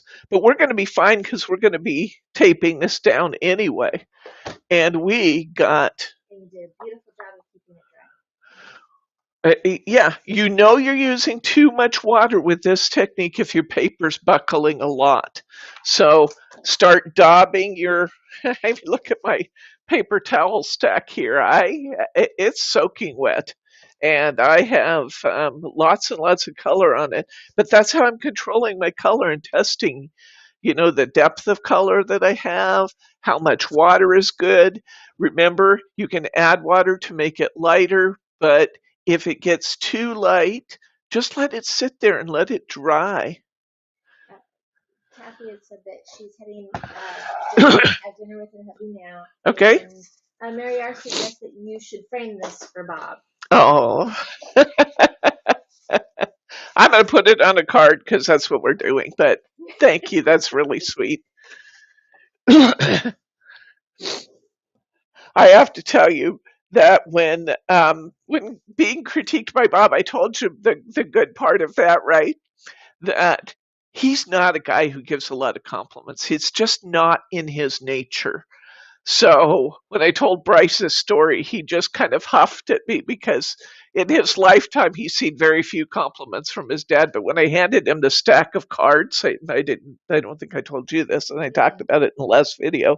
When I handed him this cards for next week, and I had him take a look at them, he said, "These are really good." He said, "You should be really proud of your work." That was a huge compliment from him. But you know what he said when I showed him this one for the first time? He said, "Oh, look at the horse." He wasn't wearing his glasses, but he still thought it was a horse. So, you kind of have to, you have to consider your audience too. I love Bob, though. He's such an addition to our family, or he's always been family, but to our household, we love having him here. He's just a kick. Okay. If you did decide to autograph it and put your name on it somewhere, being the request, your little skinny black pen. Yes, my little skinny black pen would be the one to use, wouldn't it? Yep. Yeah. Okay, because it wouldn't run into my colors. All right, you have in your kit a piece of this gorgeous background laminated wood. My goal here, I just need to say, my goal was to come up with something that could be masculine. And so framing my art in black, just matting it in black and then putting it on the wood, I was trying to get to really dark, not dark. I was trying to get to a decidedly masculine kind of a background. Mine probably will be a little bit more, I don't know, a little bit more mid-tone because I'm recycling, but I like it. All right. A couple things that I found out. This will hold way better with glue than it does with tape. So let's glue this on. And we are not going to spare the glue to hold this because it's a heavy material. We're going to put a pretty good base coat of glue down here. So mine's going to look different than yours just because it was recycling or upcycling or whatever the word is for what I was doing, using up my scraps. But I'm going to put a good coat. You thought I was kidding. No, this is probably the most glue you've ever seen me put on something. This is a heavy material. I'm still going to cover my card the same way I normally would. I'm going to put my wood on, and then I'm going to cut around the edges. It is still cuttable. Is that a word? Cuttable? I think so. It is for my purposes anyway. I think it works. Yeah, I got it a little bit. I have kind of I had a little bit of white showing around the edge, and I didn't want that, so I pushed my wood over a little bit to make it come up on there. I still might have a little white, but that's okay. With having something heavy like this, would it work to use like the best glue ever and let it dry on each side, kind of like rubber cement? Maybe. Would that work? Maybe. I don't know. I haven't tried it, but I do know this works. That was a curiosity question. I'm just flipping this over then, and I'm going to cut around the edges of my card. And I have, just because it is a made material, mine's a little bit shorter. This is going to be a test for this paper cutter.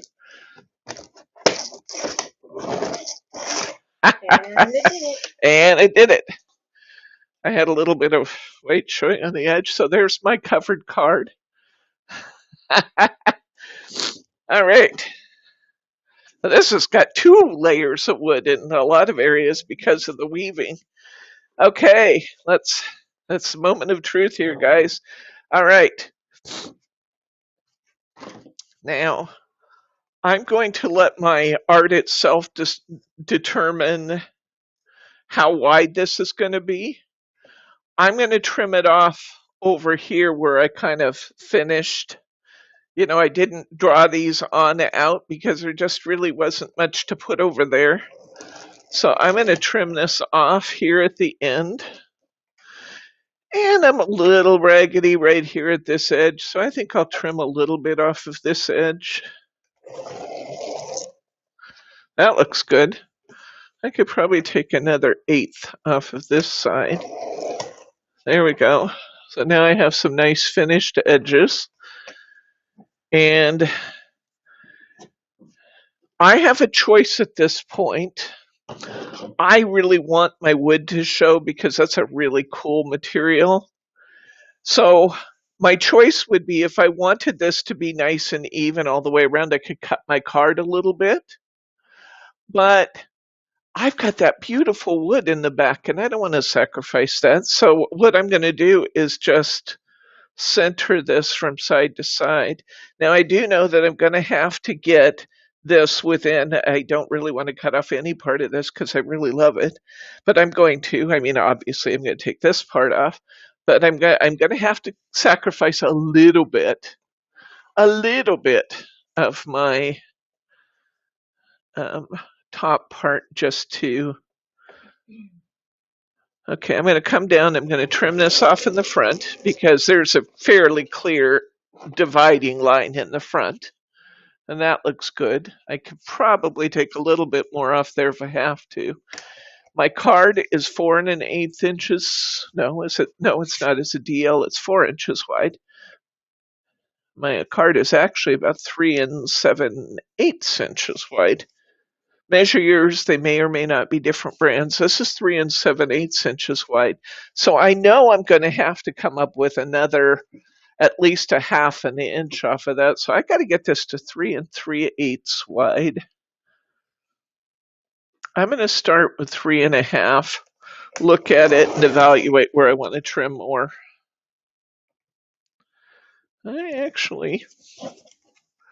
But I have to allow for my black too. If you want to use your black, I do think the black, it really doesn't show much, but what the black does is bring out the black in your stamped lines, and it will add a little bit more definition.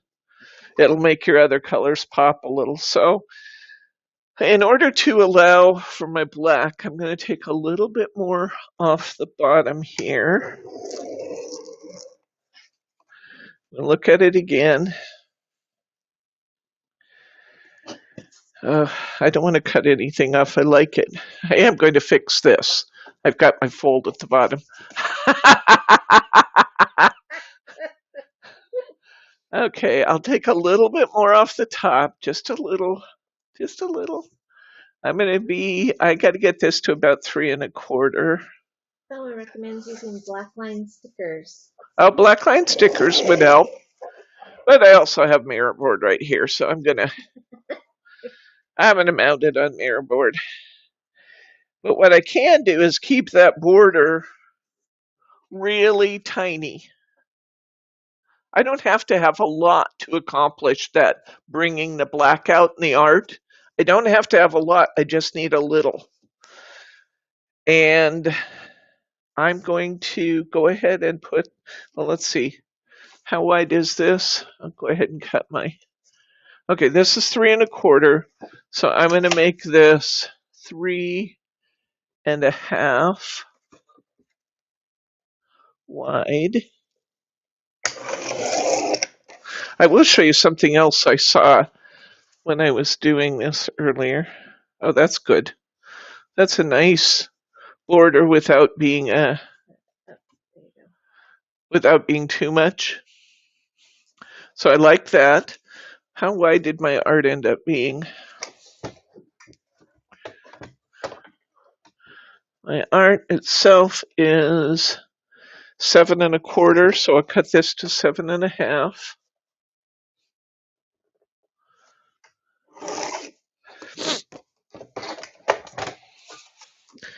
See how this looks. Now, before I put this on here, I'm going to do something I did on mine. Because the wood can be fairly dark, can you see that we have a little bit of white showing along the edge there? No matter how I cut it, that white showed. So you can take your black marker. No, not this one. You can take, you could do that, but that would take you roughly all day. I'm going to grab one of my, oops, thank you, Margie. I'm going to grab a Sharpie. This is one of those things you don't have to do, but I just like it. I'm going to run my Sharpie along the edge here, and that black is going to turn black on the edges. And then I'm not going to have that little bit of black showing against when it usually doesn't matter at all. But when you're taking a dark and putting it against a dark, any of that little white's going to show. So just use your Sharpie, use the edge of it, and just run it right along there. And what we were seeing, we will see no more. It's gone. See that? So I ended up doing that after I put my art on last time. And then I got a little scribble in one of my pieces. I guess it's the ones I did this week that I saw that. Okay, this is going to be a job for tape flags. Because it's a really narrow border. Let's cap that glue bottle. It reminded me because it was pooling up on the end and just getting ready to drip off on my table. Okay, let's see. If I were a roll of tape, where would I be? I'd be right there. Your other glue over Good. there needs a tip put on it. I don't know how I managed to get two of them open. One glue job, two tubes of glue open. I don't know. Okay. So, yeah, if those white cores bother you, Andrea, there's your solution. Just grab your Sharpie marker and make them go away. And what's great about Sharpies is they come in so many colors now, or you can use your alcohol markers. You can also use your alcohol markers. Those are great. Yep. So if you've got dark purple, and you don't want to see that white, you can just add a dark purple. And usually you don't see it unless it's dark on dark. But if it's dark on dark, then I just have to do it. I just have to. Okay. This is a perfect job for tape flags, isn't it? Because we want this border to be nice and thin and uniform, especially since we've spent so much time creating this art. But it's beautiful, isn't it? Isn't it fun? This is such fun, guys. I hope you love it as much as I do. I really have enjoyed this.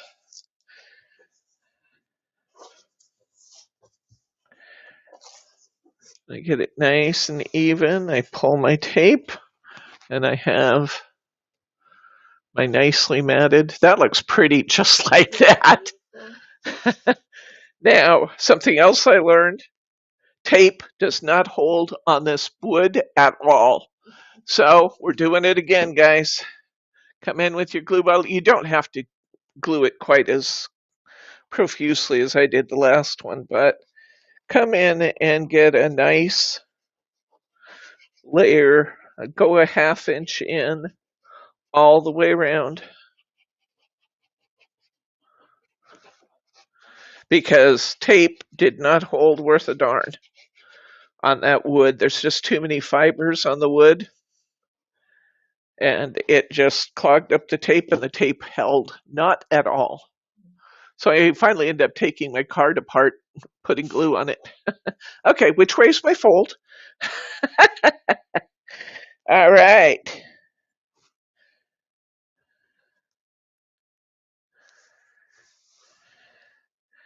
There we go.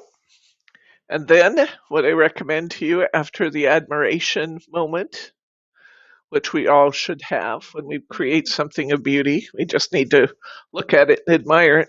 Put it under something heavy. Put it face down under something heavy. Margie's volunteering her purse for the job. Okay, that one's done. We've discussed what we're going to do with the other one. You have questions. It's time for questions. What kind of questions do you have, guys? When we do this one, you've been supplied with a happy birthday sticker. Be sure after you put it on your mirror board that you wrap your cord. I just tied a single. I did use my bow maker, but I tied a single. I wrapped it around, and I actually found that I was able to do that without putting tape flag or foam squares underneath. I would have thought with that cord I would have needed foam squares, but as long as you glue it down good, it really didn't need it.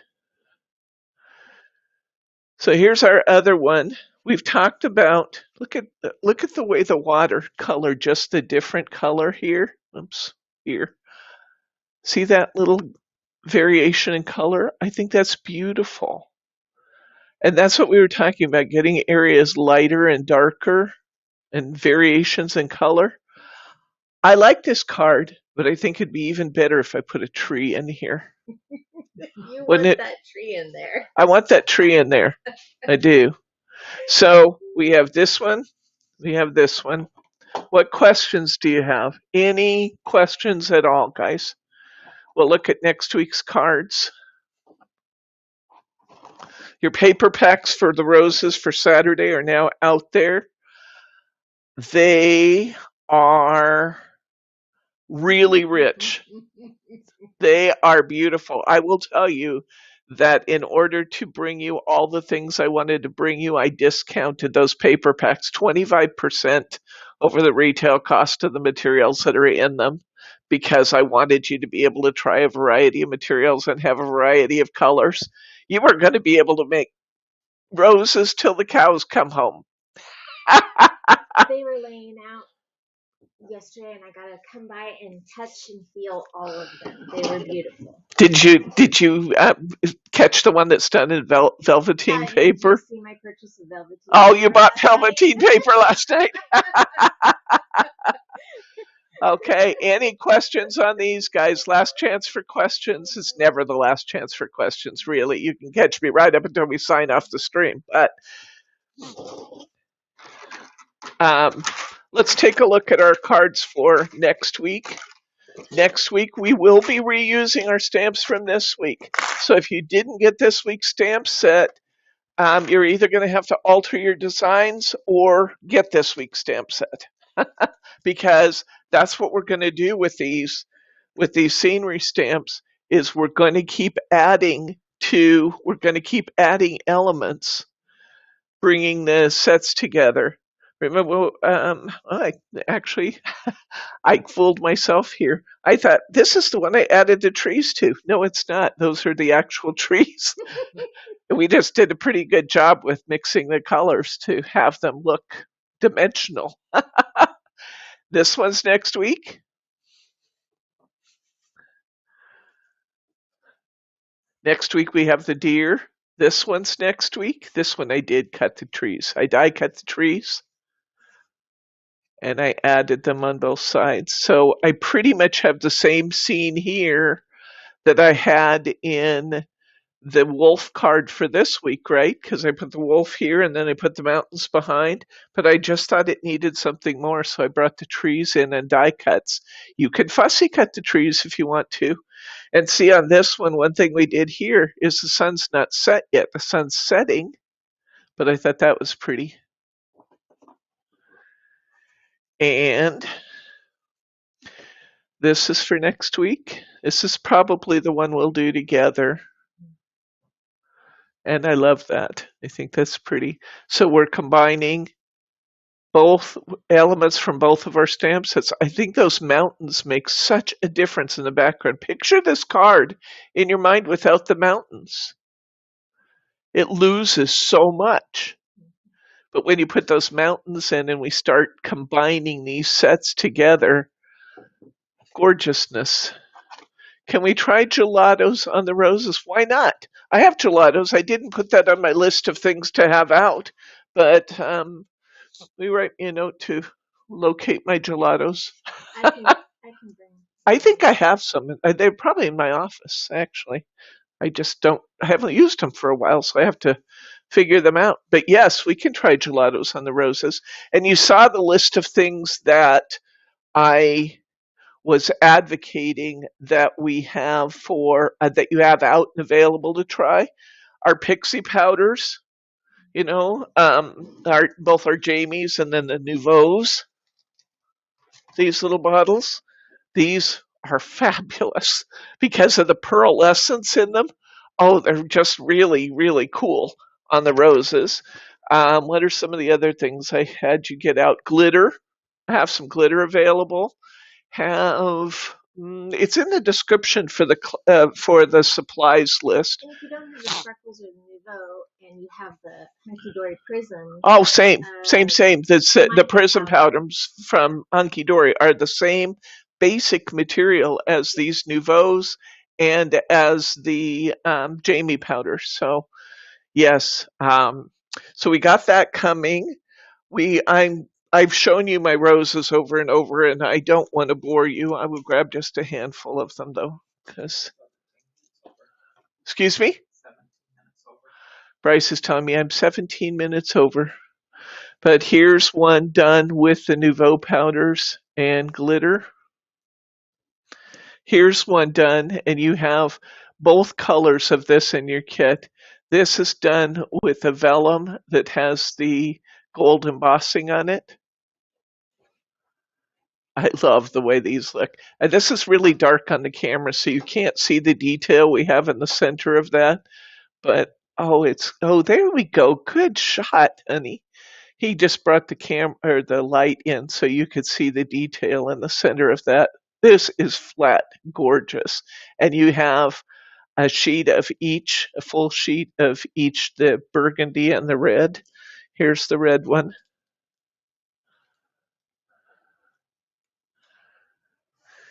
The burgundy was put through the machine, through the mold. The red was not. But I do have a prettier red one than that if I dug it out. The shimmer paper worked out just beautifully on this. And it probably was my favorite material to work with because the weight of the paper is just ideal for these roses. So I think you have 3 or 4 colors of shimmer paper in your kit. And this is another one of the little roses. These are just precious. Oh my gosh. Here's the shimmer paper on the bigger one. That just looks like a rosebud you could reach out and touch, doesn't it? Oh, beautiful. I have one of my, here's one of my velveteen ones. These also look just so real. Oh my gosh.